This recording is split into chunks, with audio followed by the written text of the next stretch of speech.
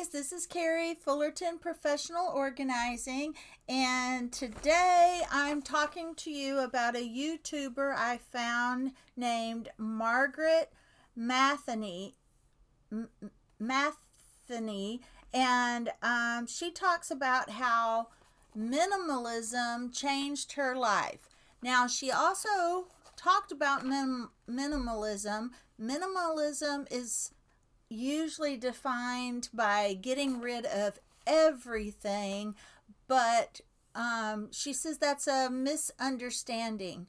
That for her, minimalism was getting rid of things that didn't serve her and that simplified her life. Now, for you, it may be getting rid of everything. For me, I still love lots of decorations and decor. So for me, minimalism may be not having as many dishes in my kitchen, so that I only have in my kitchen what I use, and making it simpler to keep my kitchen clean. So minimalism is what it says it is. It is letting go of things, but it is letting go of things in a way that you realize that you really didn't need those items taking up all of that space in your home, and you really needed to simplify your life. She says she in 2019, at age 23 years old, she was sick. She had some stomach issues. She was moody. She was a mom. She was a baseball player's wife. And she did not have a lot of energy or life. She just wasn't very happy. And she wasn't comfortable. And she said that minimalism intrigued her because it was comfortable, slow living, and that really intrigued her. She found out she just wasn't content with her life.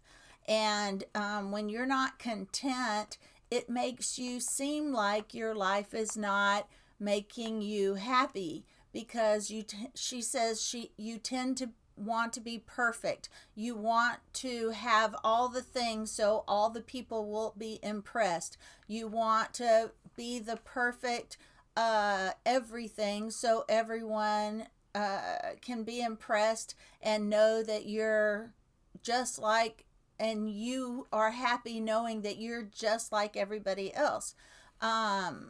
It's all discontentment, she says. She just thought she had to be all for all to be happy, and it just wasn't making her happy. She started reading the Bible and memorizing scriptures, and she started with "The Lord is my shepherd, I shall not want," and she really meditated on that for a whole year, just really trying to understand what it meant, and then trying to understand what God was telling her through that. And it gave her a feeling of safety and comfort. And she realized her life and home, it gave her safety and comfort, and she reevaluated, I can't read my own notes, evaluated her life and home according to that scripture and what that scripture was speaking to her. And she felt like the Lord had stripped her of everything. But when she gave more attention to the Bible and to God and to scriptures, she says she gave more attention to God. She found contentment, peace, and joy in her soul, simplified her life, and now she is able to focus on what matters. She says in her YouTube, What are three things that bring you joy? What are your three priorities? What are some ways you can add these things into your life? Things do not define you. Start by decluttering your closet, she says, and then your kitchen. She says those are the two places that you may not have as much emotional attachment, especially the kitchen. She says if you have 4 spatulas, get rid of 3. When that spatula is dirty, just wash it. You don't have to have 3 spatulas. And so that is some of her thoughts. And let me do a quick review for you.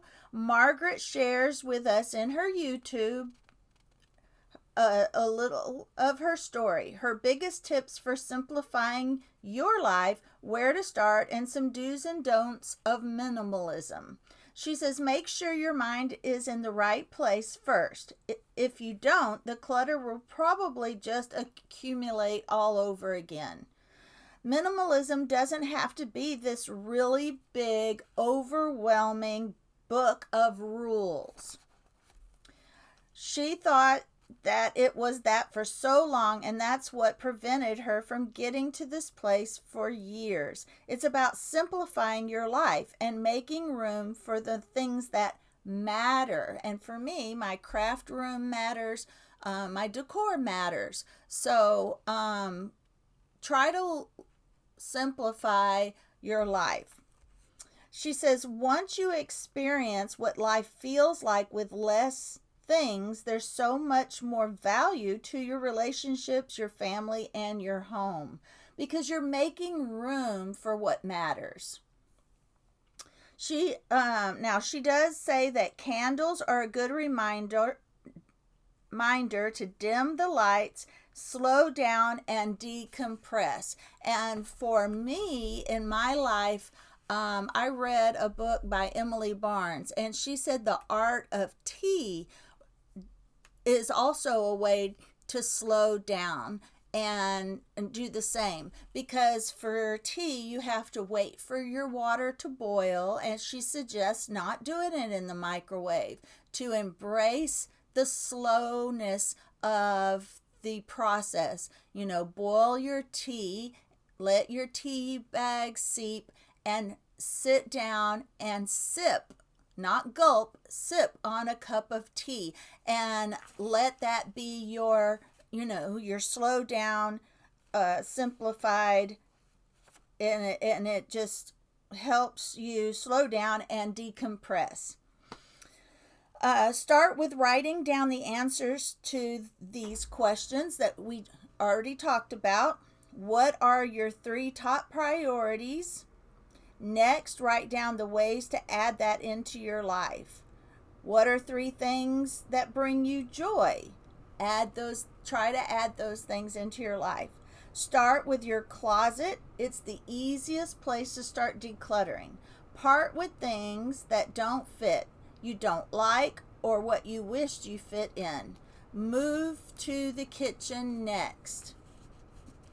Get outside every single day. Take off your shoes and feel connected to the earth. And that's something that I've been hearing lately, is that if you walk out into your yard and play with your kids, take your shoes off, feel the grass, feel the ground. Now, that being said, I know that there are some places in this country where you walk out into your front yard and all you get is spinas or stickers, and that isn't possible. So, find that place that you can do that without harm and pain and stickers. But find a place that you can, connect with nature. Change your alarm. Our phone alarms can be so overstimulating and spike our cortisol level. Find an alarm that uses soft, gentle tones to wake you up, or uses light to wake you up.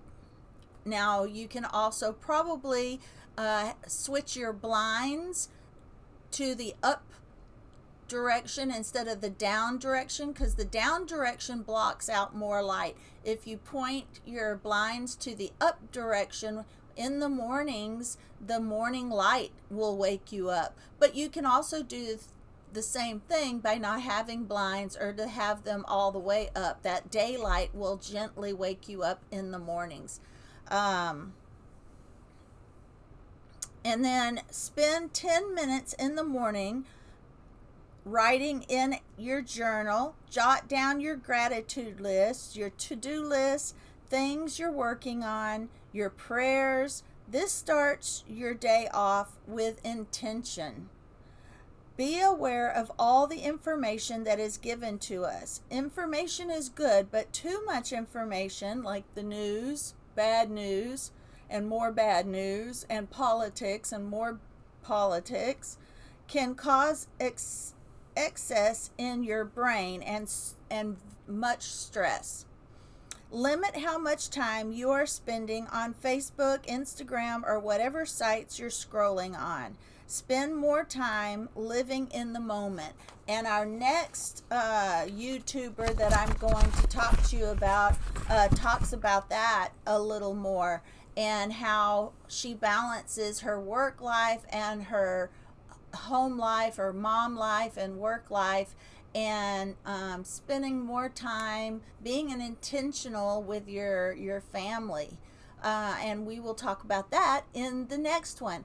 All right, guys, I appreciate you. Thank you so much for listening, and I will see you on the next one. Now, tell me this. Do you like the shorter ones that are maybe 15 minutes, 20 minutes, or 30 minutes? Let me know if you would like me to start shortening my content a bit, or if you are enjoying the longer ones. I'll see you next time.